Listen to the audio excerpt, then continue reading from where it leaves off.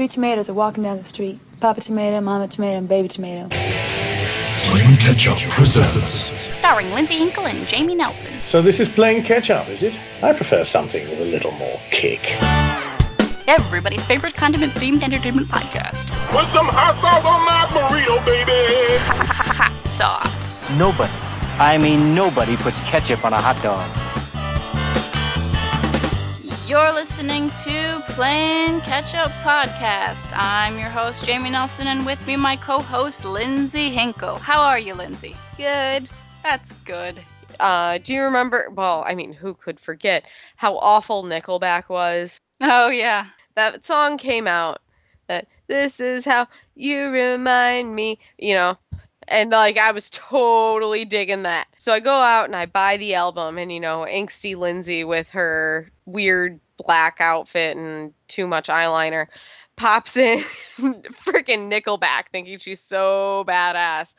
Puts Linkin Park aside for a minute to listen to Nickelback.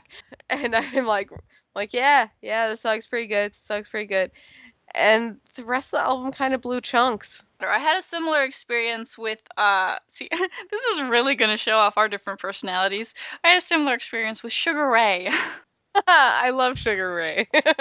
I've recently, started a interesting little collection of the late 1990s bubblegum pop boom, and I got a copy of LFO's album. I loved that song, Summer Girls. The rest of the album doesn't even sound like that. Well, don't you wish there was a way that you could just buy whatever songs you wanted to buy or test drive the songs first? You mean like iTunes? Or Spotify? Spotify. Let's talk about Spotify. I don't understand because you play a song and then Facebook tells everybody what you're listening to. Don't you find that embarrassing? You don't want that person you're trying to impress to know that you're currently listening to, Savage Garden.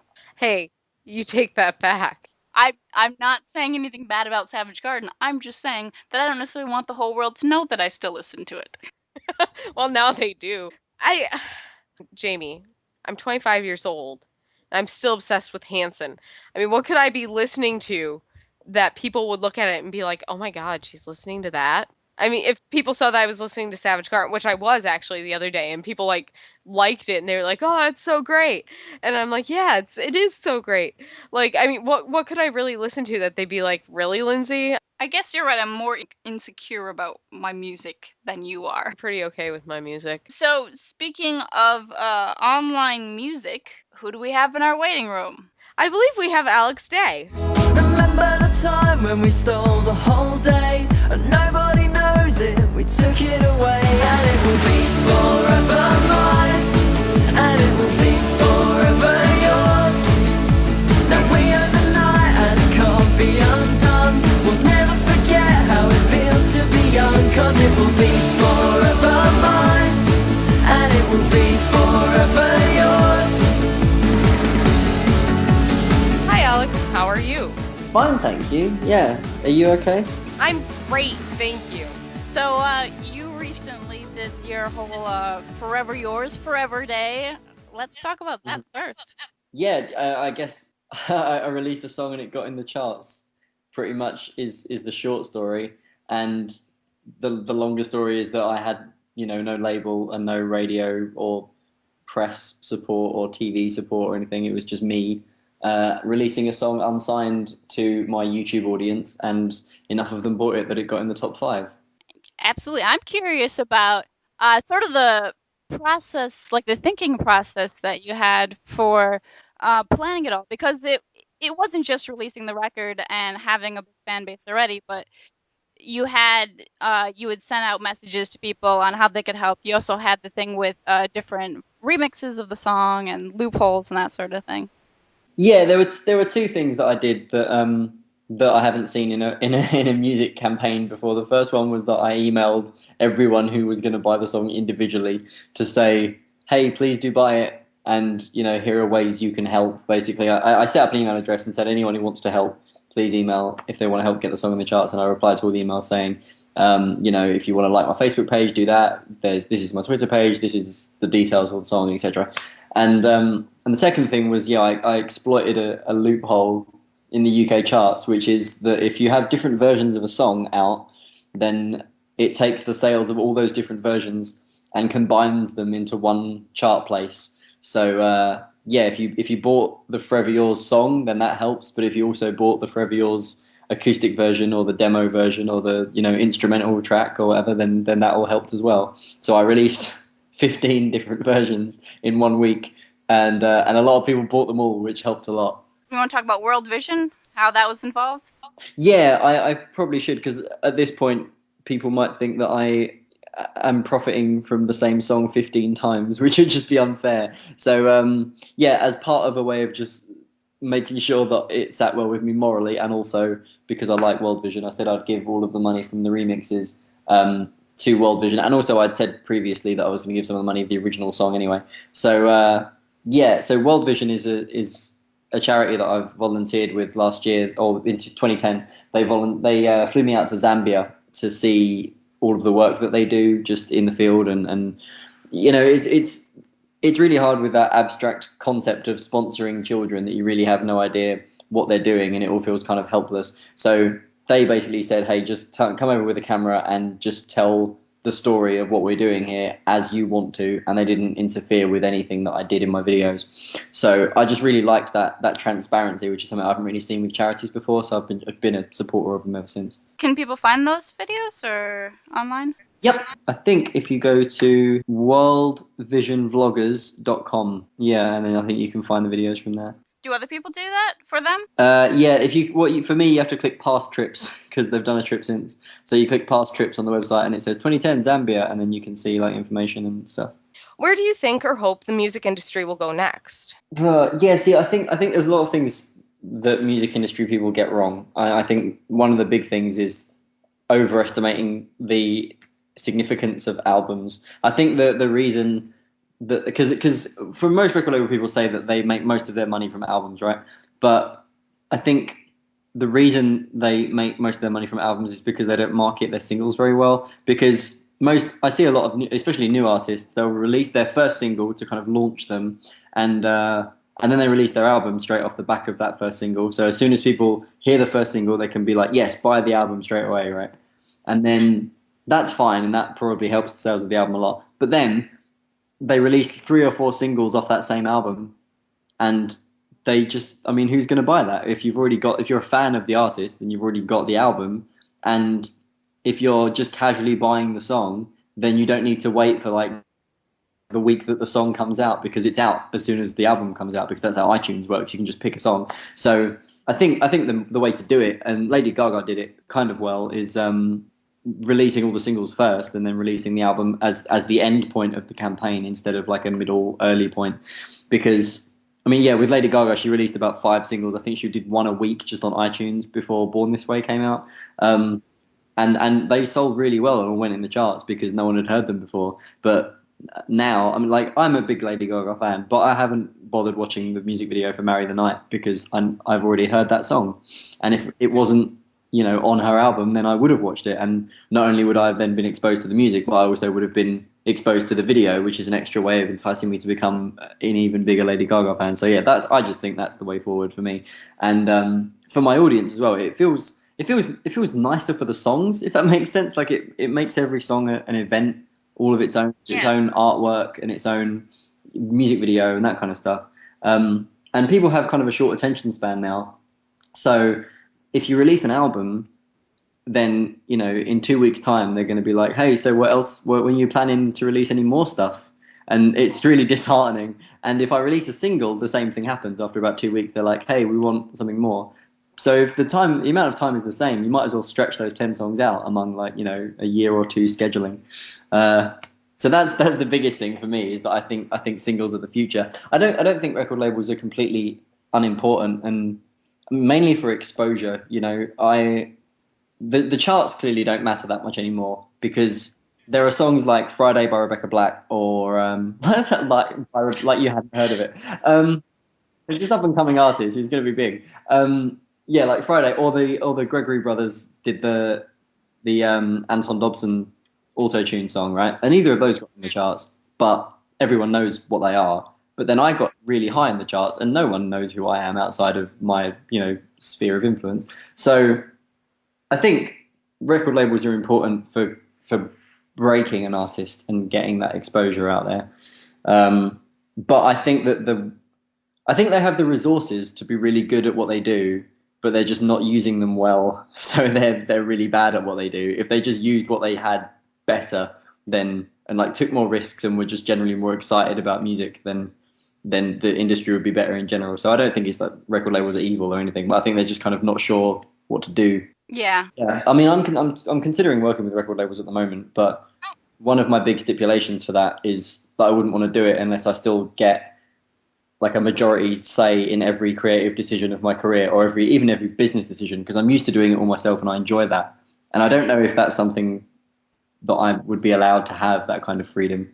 But yeah, that would be a big thing for me, because I'd want to keep, writing and producing my own songs so I can develop as an artist and pick my own release schedule and that kind of thing. Ideally, I basically want to say, this is my song, this is what I want to do with it, and then like put it in like a pneumatic tube that shoots off to the record label building, and then they just pay a bunch of people better than me at marketing to just do all that stuff for me. Sure. So that's the dream. I suppose in a way DFTBA Records has sort of given you a lot more freedom than working with like the bigger names. Yeah. So DFTBA exists as a record label for YouTube musicians. Mm-hmm.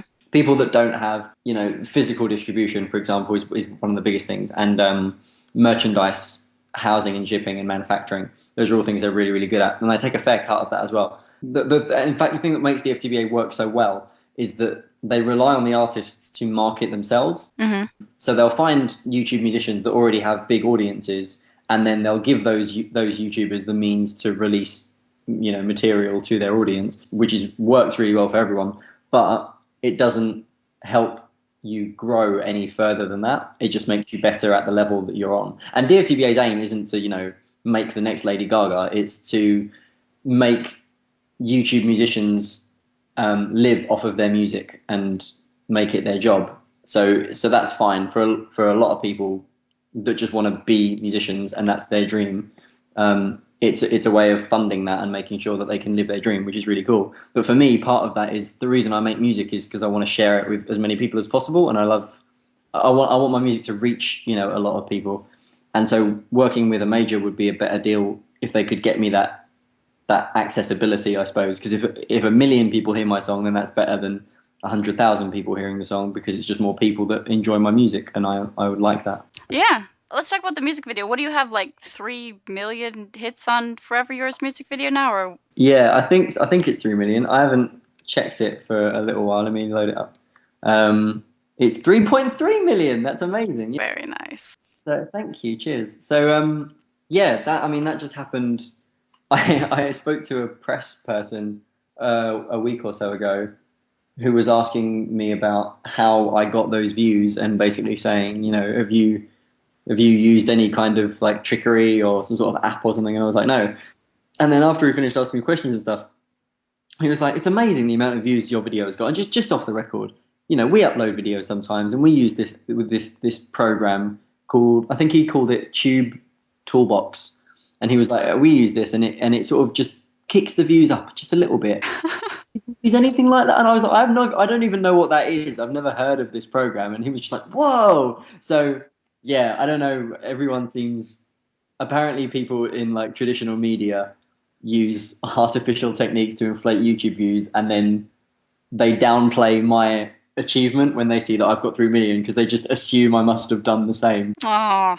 No, and then on the phone he was like, so what tactic did you use? And I went, the tactic of making a good video and making sure that people would watch it and pass it around. It's a tried and tested method. It works great. So yeah, you just make good stuff. Yeah, and I guess having it on a lot of different sites, you have it on your Facebook page and the website. And I suppose having it play automatically, that counts as a view, right? When you go to like your Facebook page? I think so. I don't know how YouTube works. See, I have no knowledge of the inside stuff. I don't feel that it's right for me not to have, otherwise I would exploit it. But I assume that in order for it to count, you have to watch it for a certain length of time. I don't know if it's like 10 seconds or 30 seconds or something. But oh, I see. if you pause it in like half a second after it starts, it probably wouldn't count. But yeah, it's the same video, just embedded on various places so that all the views can count towards one place. Do you want to plug any of your previous records? You've got 2 out.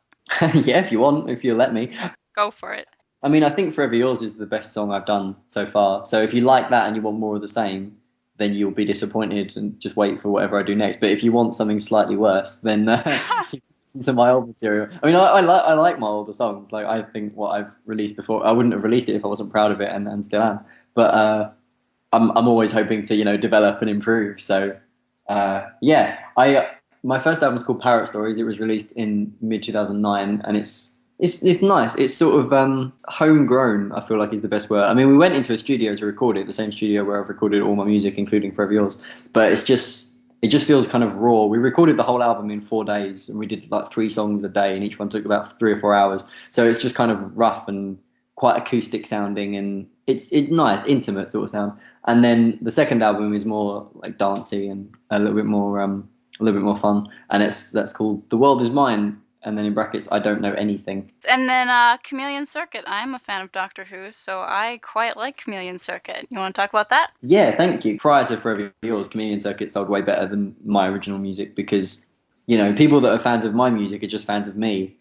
But there are way more people that are fans of Doctor Who, it turns out, than me. So there's a huge crossover of people that will just buy Chameleon Circuit music because they like Doctor Who, and that's what that is. Chameleon Circuit is music about Doctor Who, but not rubbish, like not as bad as that sentence makes it sound.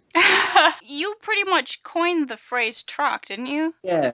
Well, there was a band in, I think, the 80s that wrote a song called Doctor in the TARDIS. People say, how could you have made up music about Doctor Who?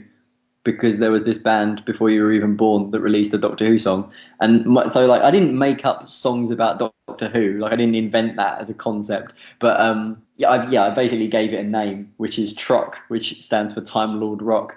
And quite arrogantly declared it a new genre of music, which is not true, is it? In the same way that love songs isn't a genre of music. But, it's just something fun for people to get involved in, you know. So if they want to make their own songs about Doctor Who, it's just being part of like a little community of people that do that. Yeah, and it has caught on. It's not just you guys.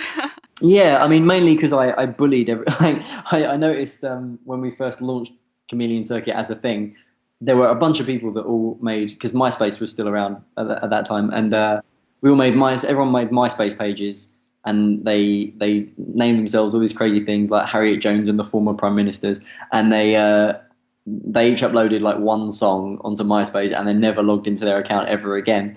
So that was disappointing because at the time I was like, oh man, there's so many bands, and they all just got bored. So what I did was emailed a bunch of them and said, hey, if you are willing to record a new song, I will put that new song on a compilation CD of TROC music, because I wanted to show people that it wasn't just us doing it. And I said, but the deal is, in order for you to be on this CD, you have to promise that you're going to make more music, because this is a good promotional thing for everyone, and you know, people will hear it and then they'll go and check you out, and you can release more stuff and you can be really good as well. And they all went, yeah, and then none of them did that. So they basically, all other TROC bands have released 2 songs, one on their MySpace page and one on my TROC CD, and that's it. Apart from, there's a band called Turn Left, which are amazing, and they do like basically girl teen pop, but it's about Doctor Who, and it's so good. I really like it. And they have an album on iTunes called Void Stuff. Wow, very cool. Is Chameleon Circuit going to continue on? Yeah, the thing with Chameleon Circuit is it's dependent on Doctor Who, but that means when Doctor Who's not airing, we can't really make any. Well, I mean, like there's the old material and stuff, but I guess we just kind of let it. The first album we made it was out June 2009. And then for like a year, we just didn't think about it, talk about it. It wasn't even like we agreed, let's not do any of it for a while. We just stopped caring and didn't think about it at all. And then once the new series started airing, we got kind of into it again and started writing a couple of songs and then decided to start work on the new album. So yeah, I imagine we probably won't acknowledge it to anyone for like a year. If we start having ideas, then we might do something again. So the possibility is open, but it basically depends on being inspired, I guess. Well, that's a lot of pressure for Doctor Who to keep going to keep the band alive. Yeah, I suppose. Yeah, if Doctor Who's cancelled, then that's just the end. But we there's a couple of songs that didn't make it onto the second album, so potentially we have one or two songs kind of ready. But yeah, I guess it just depends what we're all doing and whether we feel like doing it again. So let's talk about your YouTube channel. Okay. Well, you've got what, like 400,000 subscribers, something like that, plus? Yeah, it's nearly 500,000, which I'm not saying to brag or to make you look silly. It's just genuinely because I'm excited. Because it's 493,000. Oh, is it? Wow. It should be crossing over to 500,000 in like just under 2 weeks. So yeah, that's just going to be a cool moment because that's a big milestone, 500,000 people. Yeah, absolutely. Are you gonna throw a party or something? I mean, what happens? I don't know, maybe. I haven't thought about it until right now, but yeah, maybe I will. Well, if I see a party on your channel, I'll know who inspired it.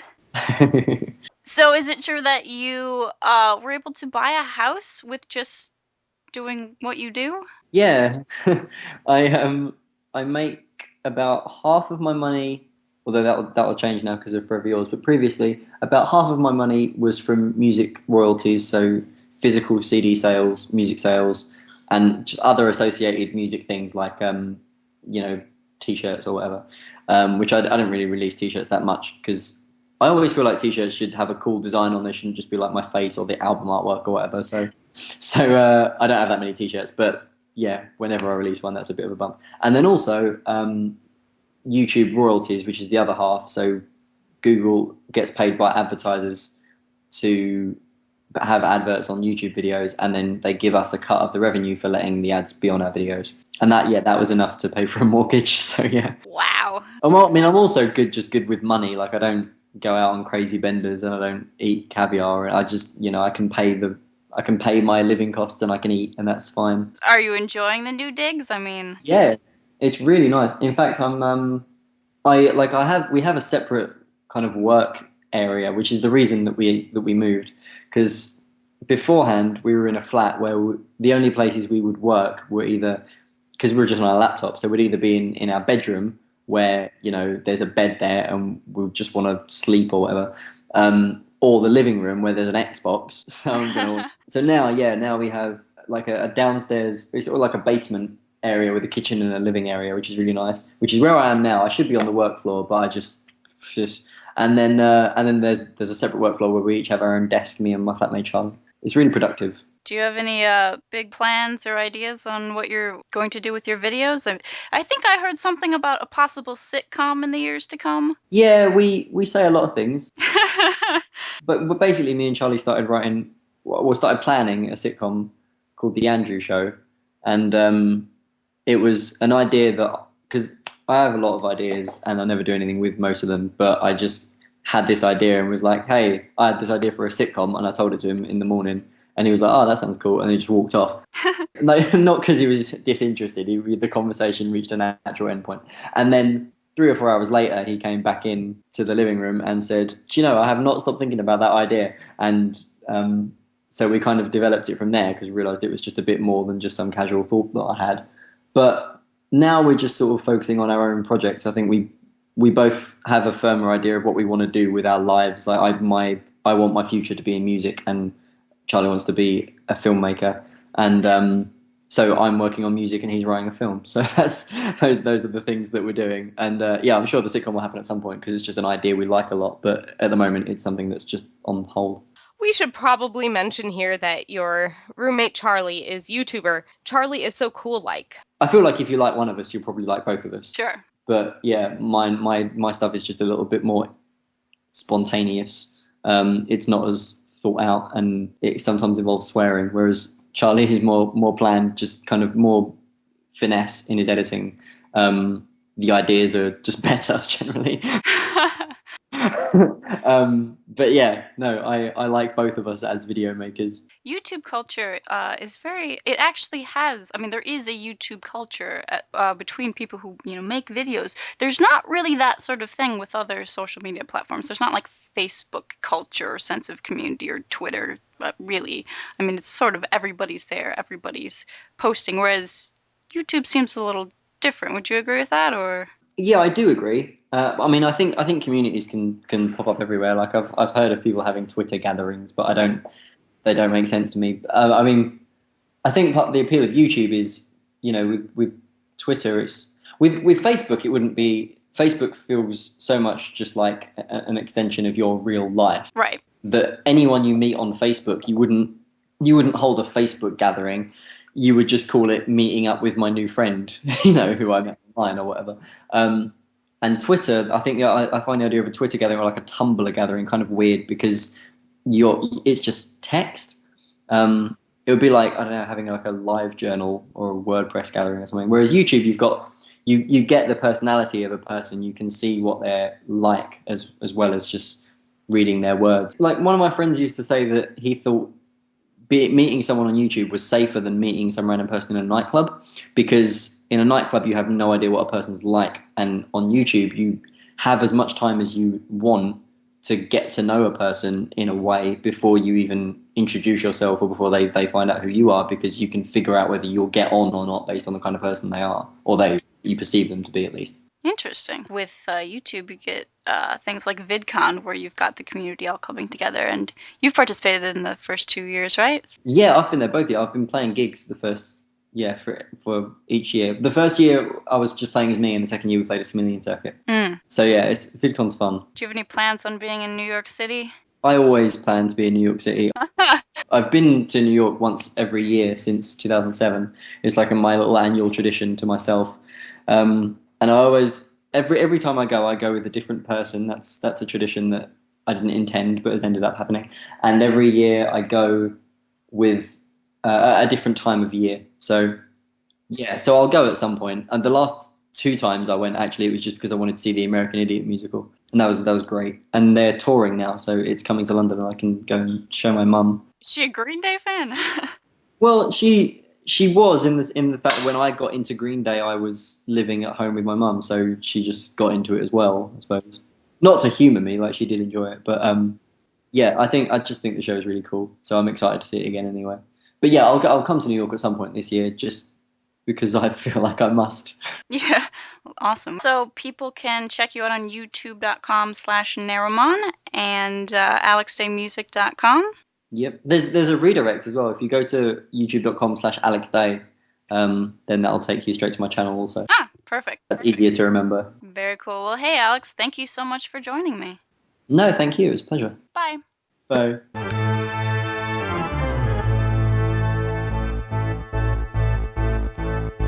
We sing together out of key. Although we try, it seems we just can't find our harmony.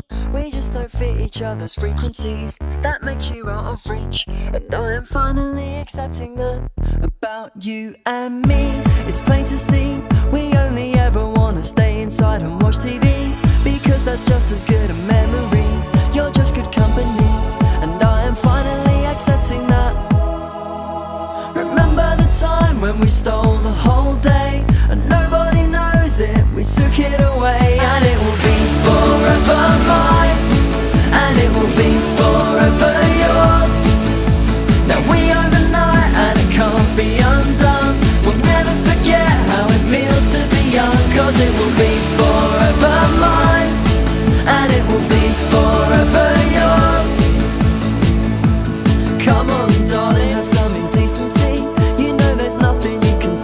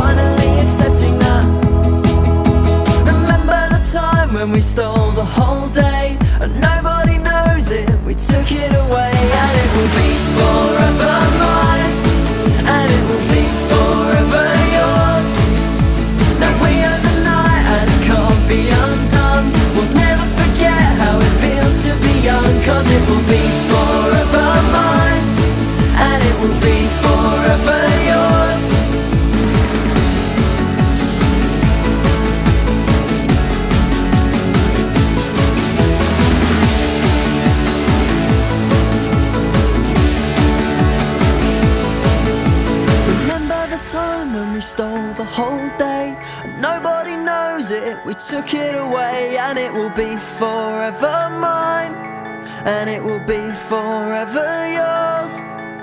Now we own the night and it can't be undone. We'll never forget how it feels to be young, 'cause it will be forever mine, and it will be forever yours. This will be forever mine, this will be forever yours.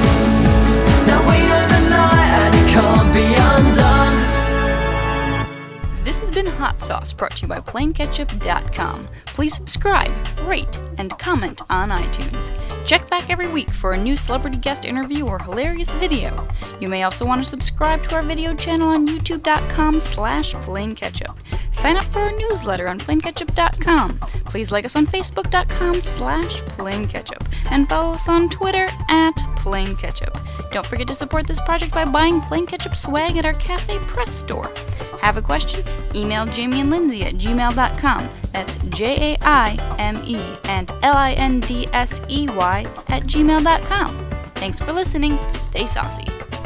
So, speaking of online music, who do we have in our waiting room?